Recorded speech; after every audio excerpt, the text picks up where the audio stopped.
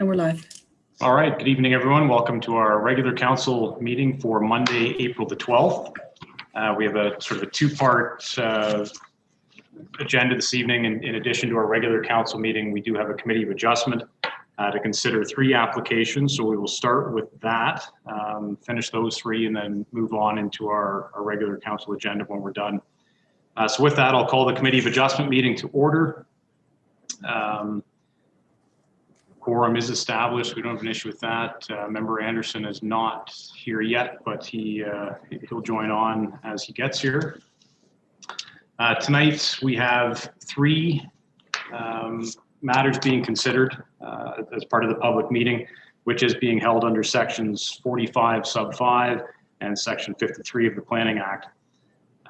Consider a minor variance as well as 2 consent applications. The minor variance application, which is A21-02, is for a property located at 201 Wellington Street. The purpose and effect of the application is to request relief from section 3.2.2 of zoning bylaw number 38-2007 in order to permit a proposed temporary accessory structure located 18.37 meters from the front property line, which is Main Street West. Consent application B2-01 is for the property located at 331 Victoria Street. The purpose and effect of the easement application is to create a 3-meter easement along the northern property line, starting at the east property line, which is a laneway, across the entire length of the severed property, and ending 9.5 meters into the retained lot for a total length of 32.2 meters.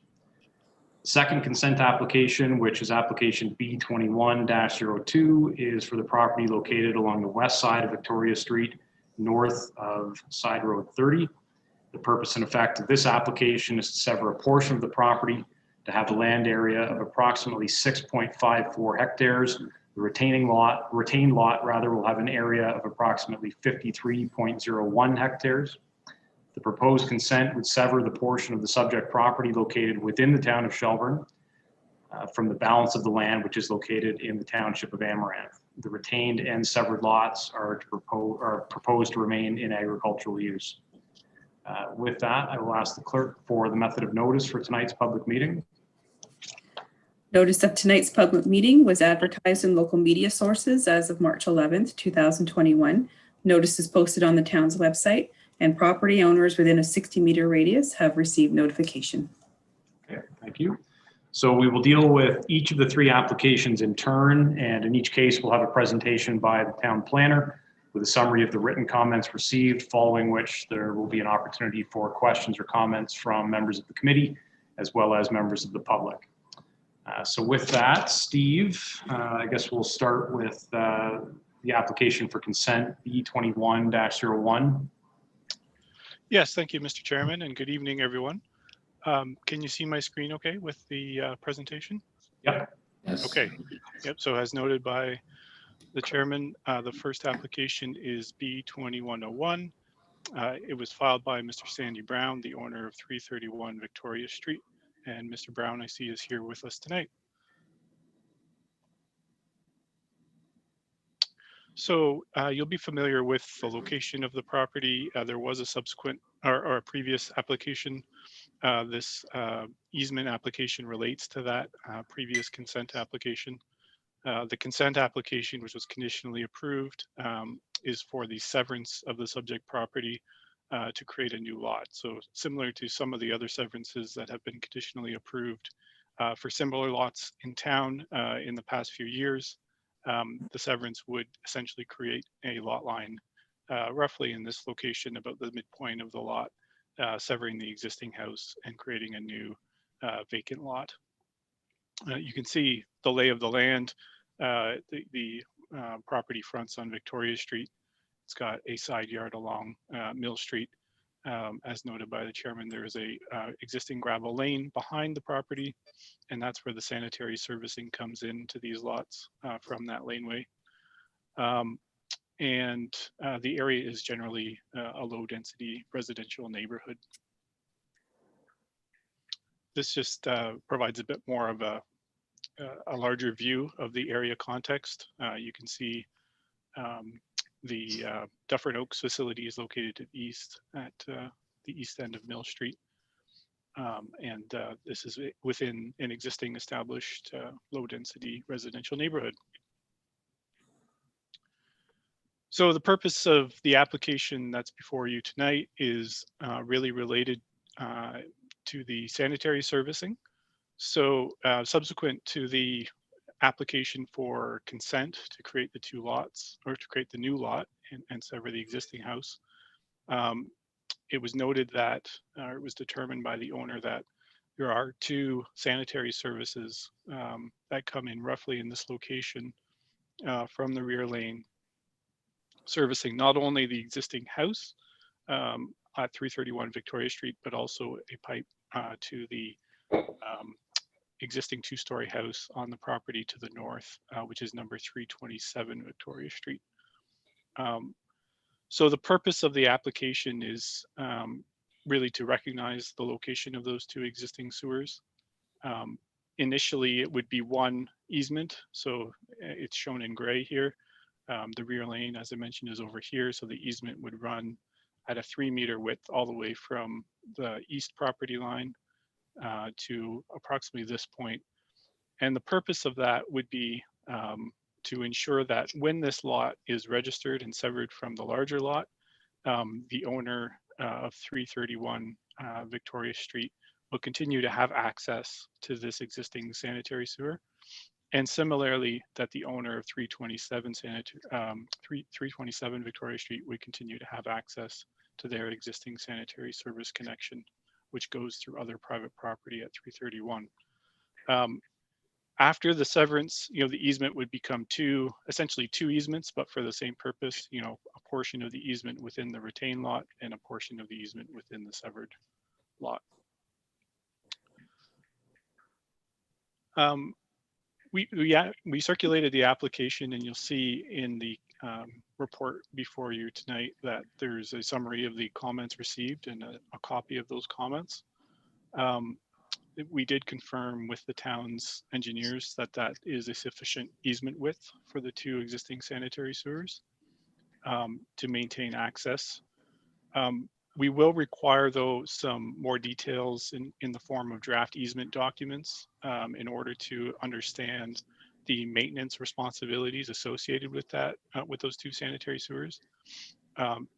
Given that they're on private property, it would not be an easement in favor of the town, but rather an easement shared amongst the benefiting property owners. And so the responsibilities will need to be spelled out for the maintenance and replacement of those sewers over time by those benefiting property owners. We've reiterated a condition that already exists for the conditional severance, which is that a consent agreement should be required. And within that agreement, it should specify that the easement is registered in first priority and that the form of the easement is to the satisfaction of the town solicitor.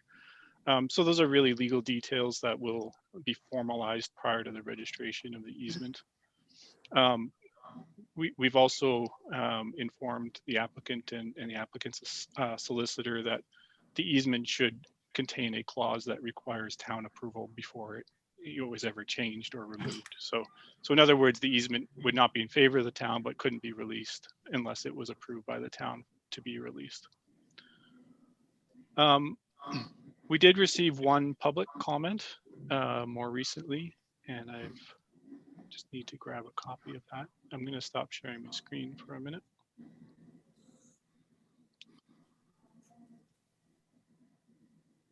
Bear with me.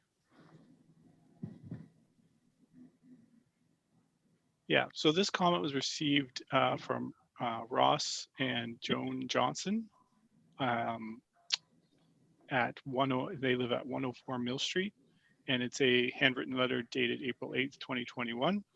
It says, in reference to section 53 of the Planning Act and being a resident in lot 104 Mill Street, we are totally against crossing our property to service the lot in question, as there should never have been a lot created or granted to that property in the first place. So I think there's some confusion there. So if the Johnsons, if you're watching this recording, there would be no impact to the property at 104 Mill Street in terms of the sanitary servicing. it would strictly go through the property at 331 Mill Street. The easement would apply to that property only, and there's no servicing proposed through 104 Mill Street. In addition to that, we did receive a few other circulation comments. I don't think I need to highlight any of them. There were no objections or concerns raised with the easement. Really, the main piece of information that we haven't received yet for this proposed easement is just confirmation of an agreement with the owners of 327 Victoria Street. That will be required, obviously, prior to the registration of the easement. It would have been perhaps helpful to have it now, but understanding it can take some time to get those agreements worked out. We haven't received it so far. So what I'll do is I'll pause there and I'll see if there's any questions from the committee, and then Mr. Chairman, you can open up to the public as well. Okay, thanks, Steve. Any questions from committee members? Member Bonato. Just a quick question, Steve, or even to Sandy maybe. With the new lot, there will be an additional sanitary pipe connection, or is it going to be utilizing one of the current ones that are going through the property line? Mr. Bonato, the intention is to have a second, well, a primary sanitary coming off the laneway servicing, and not to involve the current pipes. That's correct, Mr. Weaver? Yes, through you, Mr. Chairman, that's my understanding as well. There would be a separate service to the new dwelling on the severed lot. And if I could also add, Mr. Weaver had mentioned about talking to and getting an agreement with 327. So I have had a meeting with Brad Kendrew, the owner. My lawyer, Doug King, has drafted a 2-page agreement. In that agreement, it talks about in the event that there's repair that's needed, the future maintenance requirements and the replacement of any disturbance to that land is all talked about in that agreement. So Mr. Kendra has a copy of it for him to review with his lawyer right now. And I would expect if we get an agreement tonight to move forward with the easement, that all of that legal work will be completed in due course and provided to the town. Any other questions from the committee? Okay, any questions from public members? Mr. Chairman, there are no public members registered to attend this meeting. Okay, excellent. Last chance for committee? No? Okay. So recommendation from the planner is to approve the application. So I'll read the draft resolution. After considering the application, the committee is satisfied with allowing this easement for the purpose of creating a private easement granting shared access to private sanitary sewers located within the proposed severed and retained lot. The committee, having regard to those matters under subsection 51, sub 24 of the Planning Act, as amended, resolves to grant provisional consent subject to the following conditions being fulfilled. Number 1, the Secretary Treasurer's certificate under subsection 5342 of the Planning Act, as amended, shall be issued and the Secretary Treasurer shall be paid. Number 2, the approval of the easement documents and the draft reference plan shall be obtained at the Committee of Adjustment Office, which is the town of Shelburne, and the required number of prints, which is 3, of the resultant deposited reference plan shall be received. Number 3, that the owner enter into an agreement with the town which addresses the provision of an easement which can be registered on title to the lands in priority to all other claims, encumbrances, or other items to the satisfaction of the town solicitor. And number 4, that the conditions are to be fulfilled and the consent is to be finalized on or before 1 year from the date of the issuance of the committee's notice of decision. I get a mover and seconder for that. Board Member Bonato, seconded by Board Member Buffett.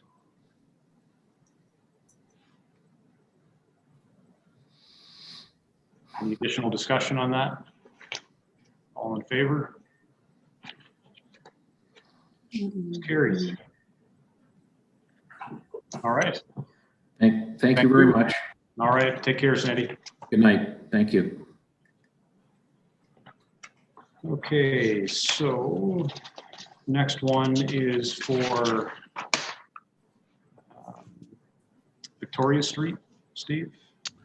Yes, I'll just share that brief presentation as well. Okay. So the second application on the agenda tonight is for a severance, file number B2102, filed by Besley Country Market. And I see Brian Besley is joining us this evening as well. So you can see it's a large property located in the southwest quadrant of the town. I think you're familiar with the location. There have been some recent previous severances from the larger property. The property straddles the municipal boundary between the town of Shelburne and the Township of Amaranth. So if you can see my cursor, the municipal boundary is right here and along the north edge of the property. So previously, a piece of the property was severed and conveyed to the Stella Jones property at 201 Wellington Street. So that's roughly this square up here. And for the existing house and farm buildings in the south, as well as some land to the west of the existing house and farm buildings, and 2 residential lots in Amaranth to the west. So the purpose of this application is to sever the portion of the land that lies within the town of Shelburne from the remainder of the land that lies in the Township of Amaranth. This is just, again, an area context map. You can see the location relative to other surrounding land uses. The air photo is a bit dated, as we know. This area here is under development for the Highland Village subdivision. So there are several existing homes now in there. You can see the 2 existing industries as well to the north, the IK World site, as well as the Stella Jones operations. To the east, you have the Turnstone storage units, as well as the newer industrial mall building and the 3 existing homes on Victoria. And then, of course, the residential neighborhoods of Shelburne to the northeast. To the south and west is agricultural and natural heritage land in the Township of Amaranth. This is the survey provided by the applicant. The area outlined in red, again, is the part that would be severed as a separate lot from the balance of the farm located in Amaranth. So it's a relatively straightforward application.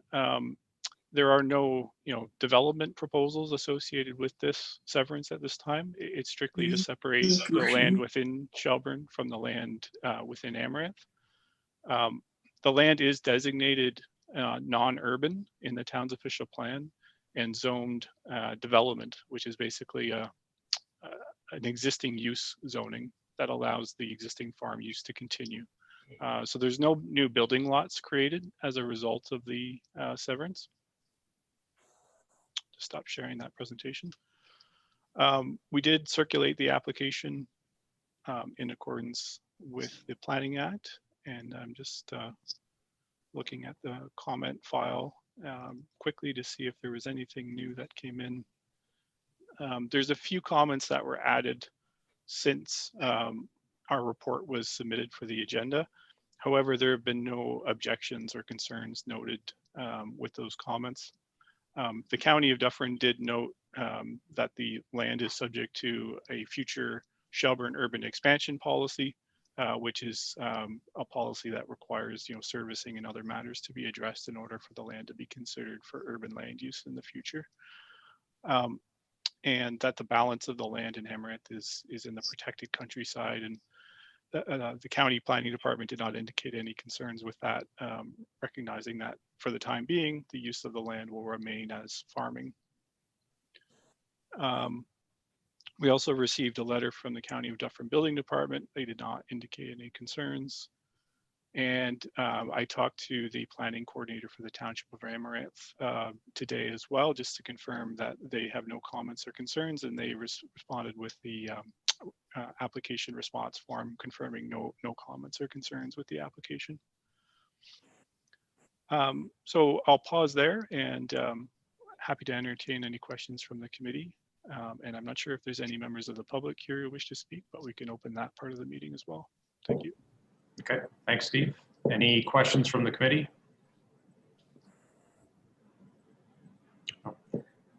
Jennifer, are there any members of the public registered for this? No, there is not, Mr. Chairman. Ryan, do you want to add anything? No? Okay. Well, it's pretty straightforward. And again, the recommendation from our planner is to approve the application. So the recommended resolution reads, after considering the application, the committee is satisfied with allowing this consent for the purpose of severing approximately 6.54 hectares of land from the original 59.6 hectares of lot area. The committee, having regard to those matters under subsection 51(24) of the Planning Act, resolves to grant provisional consent subject to the following conditions being fulfilled. Number one, that the Secretary Treasurer's certificate, excuse me, under subsection 5342 of the Planning Act as amended shall be issued and the Secretary Treasurer's fee be paid. Number two, that approval of the draft reference plan as applicable shall be obtained at the Committee of Adjustment Office, and the required number of prints of the resultant deposited reference plan shall be received, and that the conditions are to be fulfilled and the consent to be finalized on or before 1 year from the date of the issuance of the committee's notice of decision. And this is a stipulated consent subject to subsections 50 sub 3 and sub 5 of the planning. Oh, sorry, it's not. Steve, I just noted there you checked off it's not. Yep. Okay, we have a mover and seconder for that. Board Member Fegan, seconded by Board Member Buffett.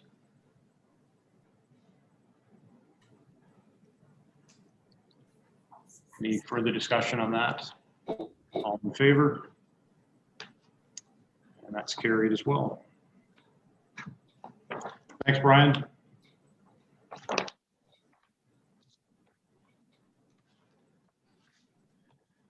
Okay, and the last one is the application for minor variance for 201 Wellington Street. Yeah, and I've just shared the presentation for that one. You can see that okay? Okay. So this application is file number A2102, filed by Glenn Schnarr and Associates, Inc. as planners for Stella Jones, and the property address is 201 Wellington Street. So this is just an air photo of the subject land. You saw a different view of it from the previous presentations for the application to the south. You can see the property is pretty much all in use for the existing wood storage use. This air photo is a bit dated, so it doesn't necessarily reflect exactly the location of the wood, the lumber piles that where Stella Jones keeps them, but it is a continuation of that use as shown on the air photo. So the property is located along the west side of the former CPR rail line. There's a town-owned property immediately adjoining to the north that's used for storage, as well as a hydro substation to the north of that. Some vacant commercial land as well. To the west, this zoning information is a bit out of date as well. As we know, this land is under development for a residential plan of subdivision. And there is a continuous noise fence required that's currently being built along the east boundary of the residential subdivision. Further north on John Street, there are some existing commercial and residential uses. And then, of course, to the east is downtown Shelburne and the residential neighborhoods. So this is the sketch provided by the applicant in support of the minor variance application. You can see that the property's obviously got an irregular shape. It's not a typical rectangular property. And the intent of the zoning in a typical rectangular property is to make sure that accessory buildings are not, dominating the street frontage. Obviously, couldn't have anticipated some of the irregular shapes of properties that we see and how they relate to the street and where buildings may be placed. So a variance has been filed to request a structure to be constructed in this portion of the property, which is behind the vacant commercial land at 313 Main Street West here. There is a bit of a row of trees in here. You can see that on the air photo. It's a little bit hidden by the red line. It's a bit of a hedgerow there, which will help to screen the view to that building. And as I mentioned, there will be acoustic fences along these two boundaries here.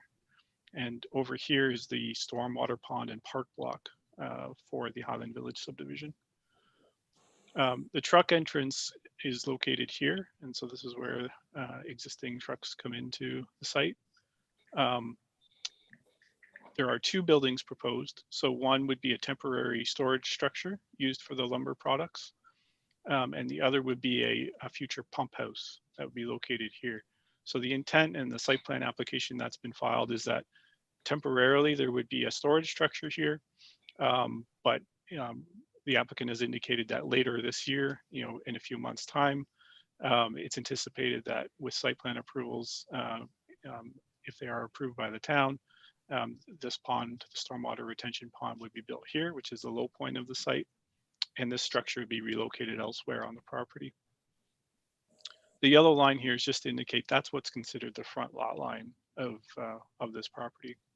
So you can see obviously this building is much further from the front lot line than the proposed new buildings here and here. So thus the need for the minor variance. This is just a bit of a blow up of that part of the property. So outlined in blue, you can see it's a fairly large, coverall building that would be built here, about 12,000 square feet in size.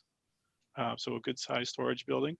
These are not necessarily images of exactly what the building would look like, but some product material that was sent to us by Stella-Jones, just indicating the supplier that's contemplated. So these are some examples from that supplier promotional material. The pump house building, again, is proposed to be right here, adjacent to the future pond.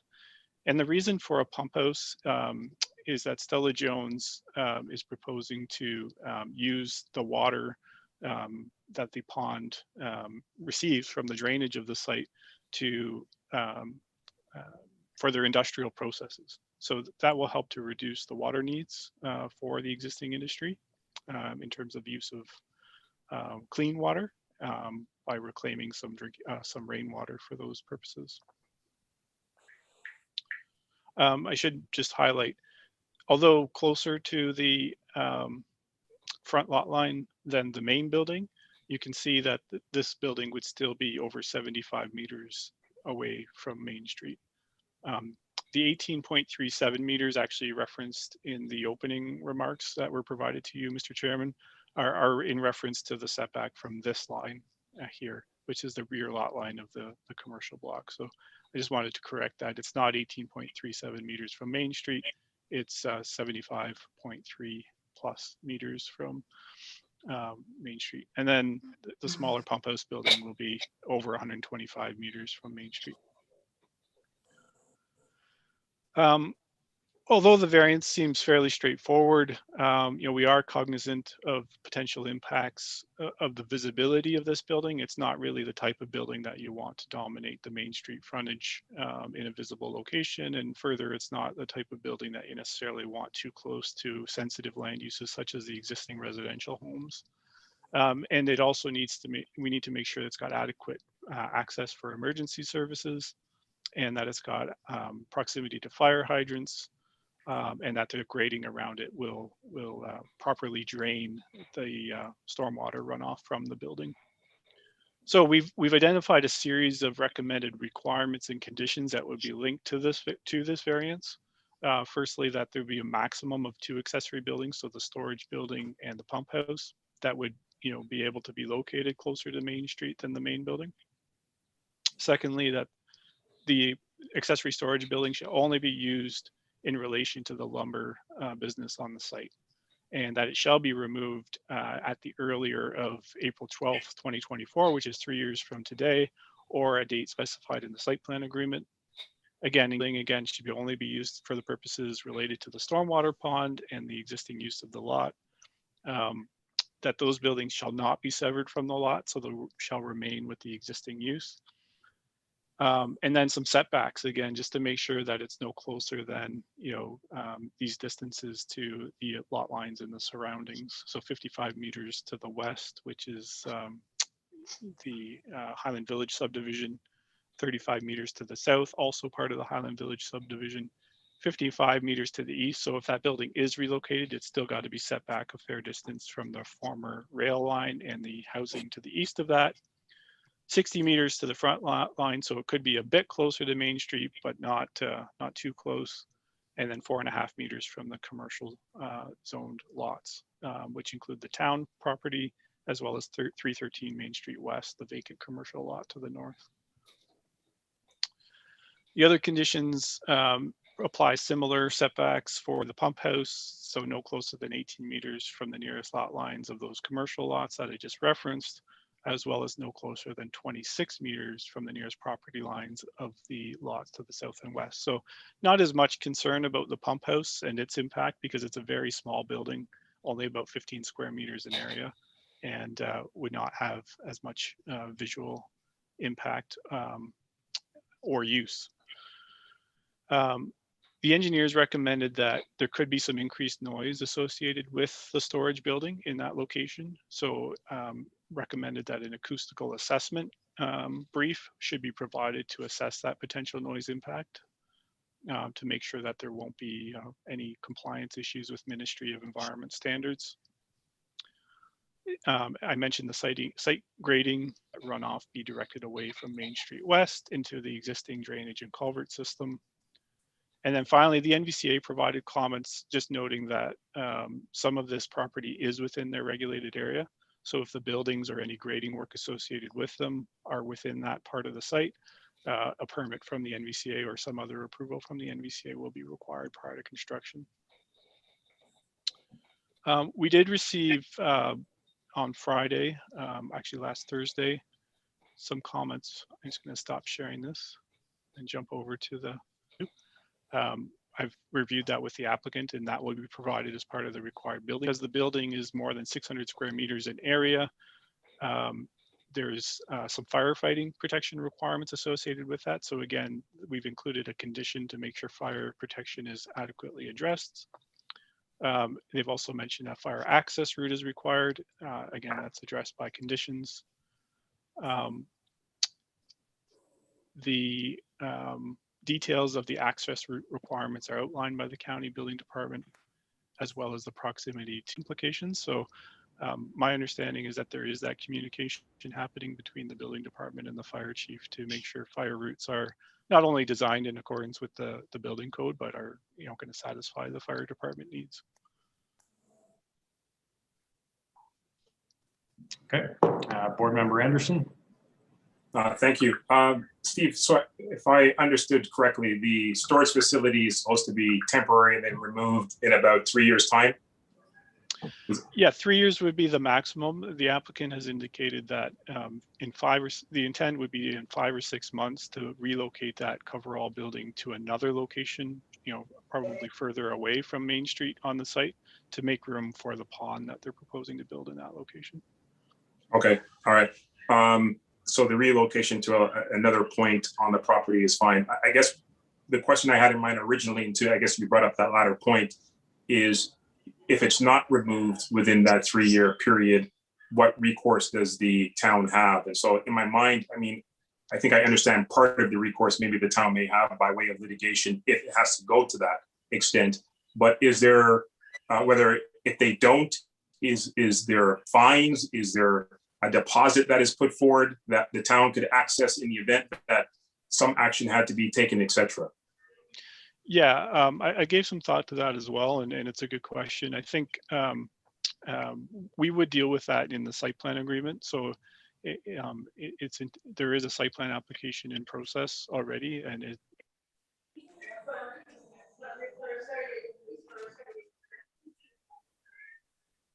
Steve frozen. That seems so.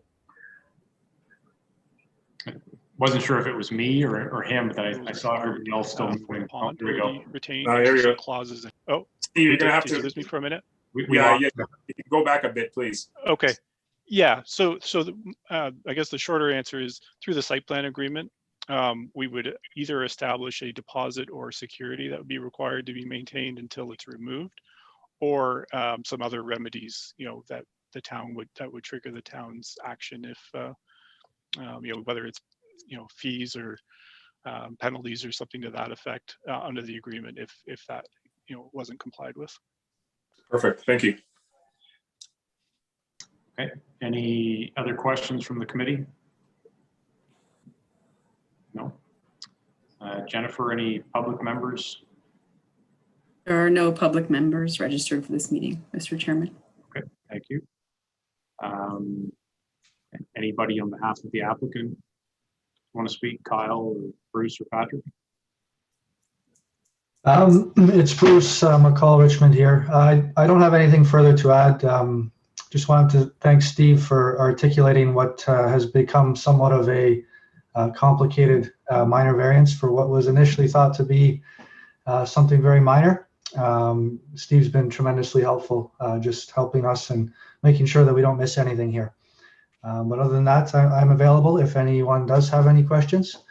But thank you once again. Okay, thank you. Okay, last call for questions. Okay. So again, the recommendation is that that approval of the application be granted.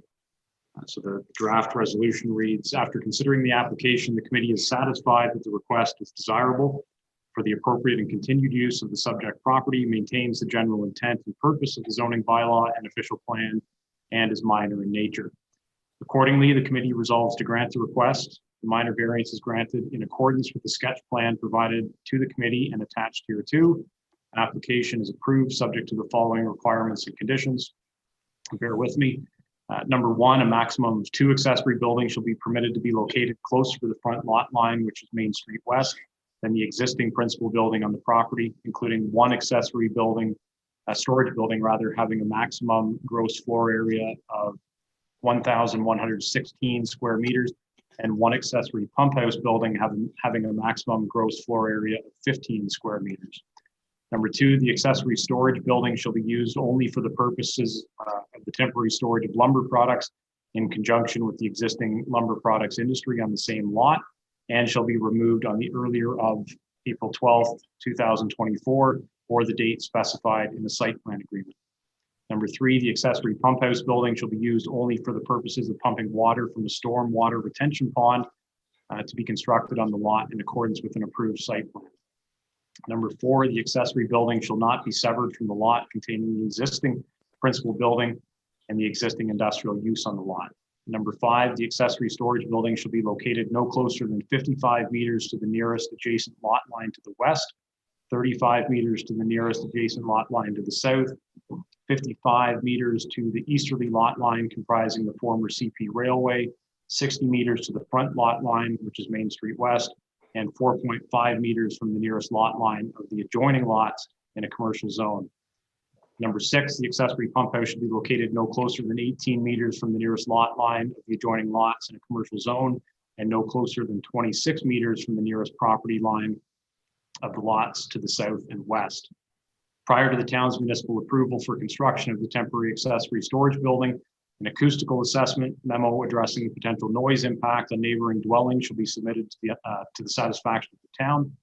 Number 8, prior to the town's municipal approval for construction of an accessory building or structure, a siting and grading plan shall be submitted to the satisfaction of the town, including adequate provisions for fire protection and directing drainage and runoff away from Main Street West and into the existing drainage culvert system. And finally, number 9, the owner shall obtain permission from the NVCA for works within the regulated area. Can I get a mover and seconder for that? Board Member Hall, seconded by Board Member Buffett.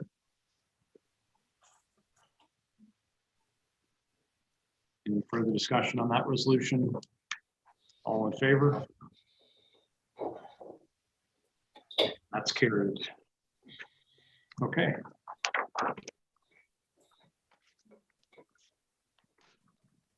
So I believe that's it for Committee of Adjustments, Steve.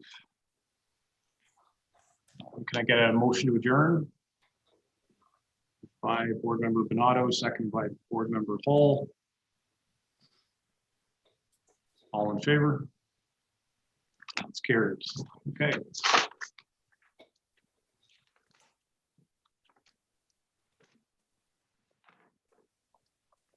Okay, so we'll call our regular council meeting to order at 7:13. And for those defendants who are able, I would ask that you stand for the playing of the national anthem.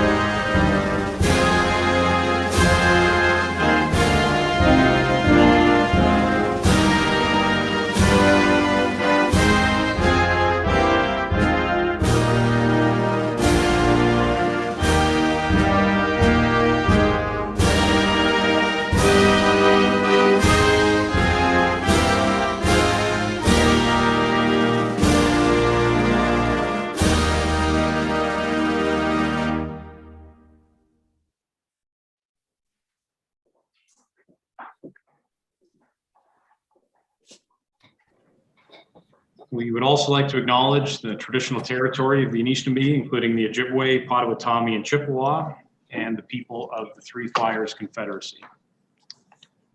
Are there any disclosures of pecuniary interest this evening from any member of council?